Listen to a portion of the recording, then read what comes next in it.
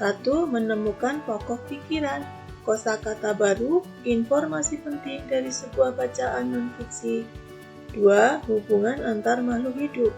3. Hubungan antara rantai makanan dan jaring-jaring makanan. Assalamualaikum warahmatullahi wabarakatuh. Jumpa lagi di pembelajaran kelas 5 dengan Bu Alfi. Sebelum kita mulai pelajaran, kita berdoa dulu ya. Bismillahirrahmanirrahim. Rabbi zidni ilman warzuqni fahman.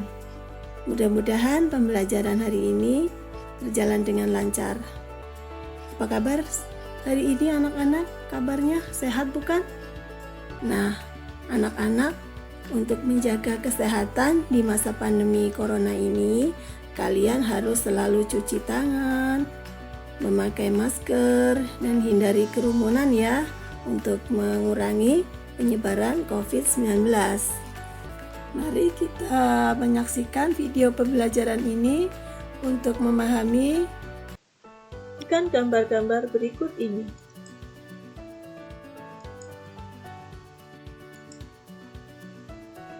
Hubungan rantai makanan dengan jaring-jaring makanan.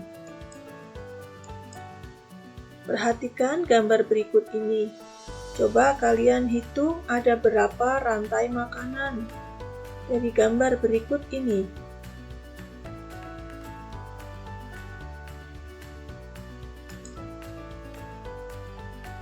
Dalam jaring-jaring makanan tadi, terdapat 7 rantai makanan yang saling berhubungan. Perhatikan 2 rantai makanan berikut ini. Padi dimakan tikus, tikus dimakan ular, ular dimakan burung elang, wortel dimakan kelinci, kelinci dimakan serigala, serigala dimakan harimau. Padi, wortel disebut produsen, tikus dan kelinci disebut konsumen 1, ular dan serigala disebut konsumen 2, burung elang dan harimau disebut konsumen 3. Nah, apa yang dimaksud dengan rantai makanan? Rantai makanan adalah hubungan khas antara kelompok produsen dan konsumen. Nah, kalau jaring-jaring makanan itu apa? Yang dimaksud jaring-jaring makanan adalah kumpulan dari beberapa rantai makanan dalam satu ekosistem. Simbiosis. Simbiosis merupakan interaksi biologis antara satu makhluk hidup dengan makhluk hidup lainnya. Simbiosis ada 3. 1. Simbiosis mutualisme adalah hubungan antara 2 organisme yang berbeda jenis namun saling menguntungkan satu sama lain. Contoh. Yang kedua adalah simbiosis komensalisme, yaitu sebuah interaksi antara 2 makhluk hidup yang menguntungkan salah satu organisme, sementara organisme lain tidak dirugikan dan tidak diuntungkan. Contohnya, yang ketiga, simbiosis parasitisme adalah ketergantungan yang terjadi ketika pihak yang satu mendapat keuntungan namun merugikan pihak lainnya. Contoh.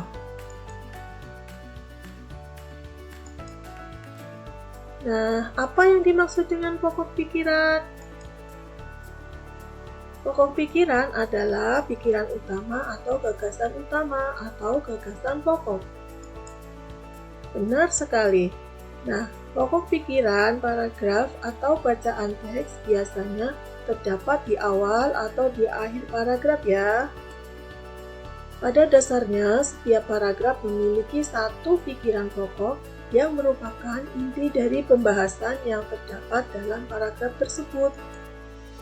Pokok pikiran adalah ide utama dari sebuah paragraf.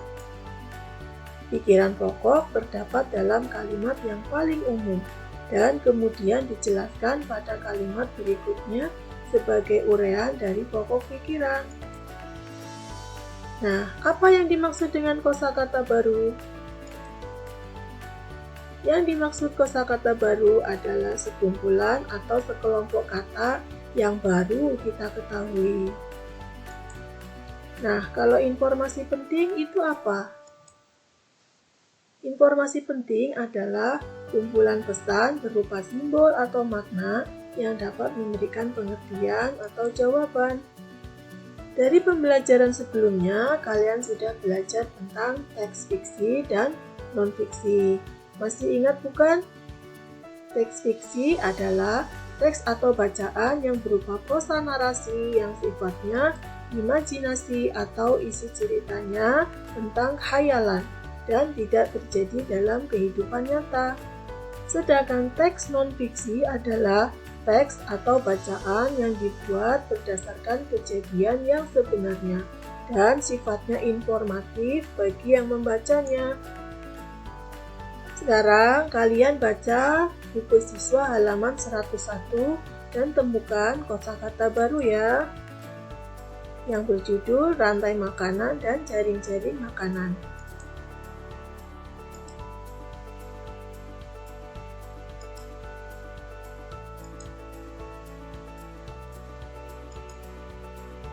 Setelah kalian membaca teks non-fiksi halaman 101, coba kalian kerjakan 1.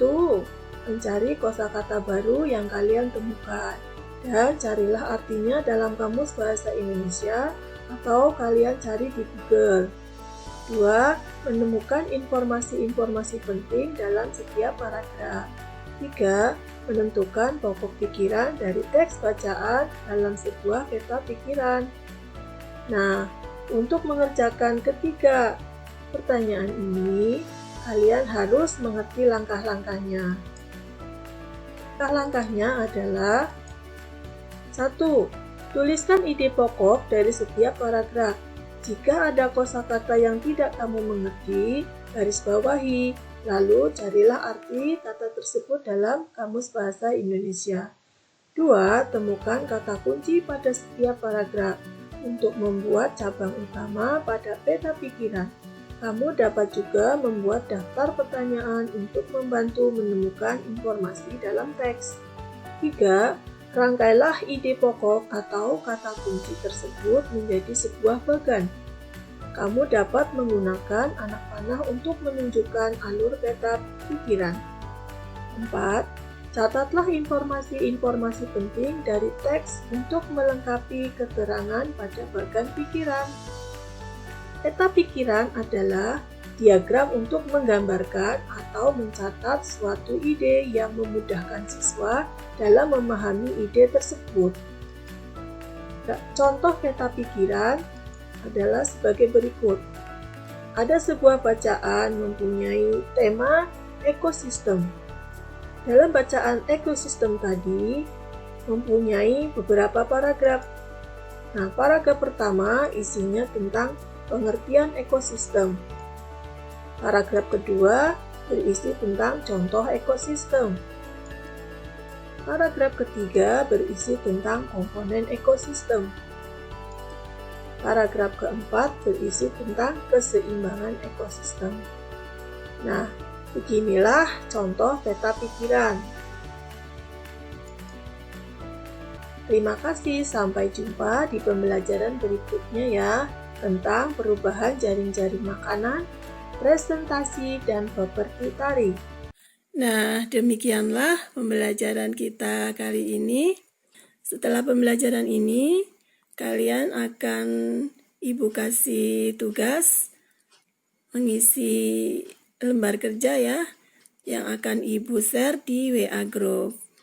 Terima kasih atas perhatian kalian semua. Selalu jaga kesehatan ya. Assalamualaikum warahmatullahi wabarakatuh. Terima kasih.